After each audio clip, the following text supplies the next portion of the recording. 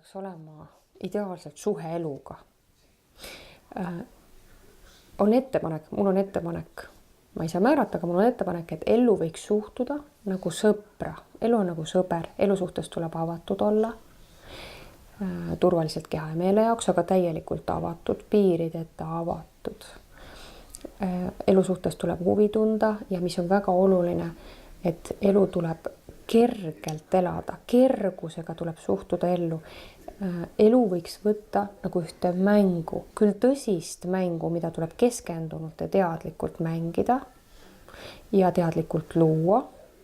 Aga elu on nagu mäng, mida me tuleme siia siis teadlikult loova olendina siis elama ja looma.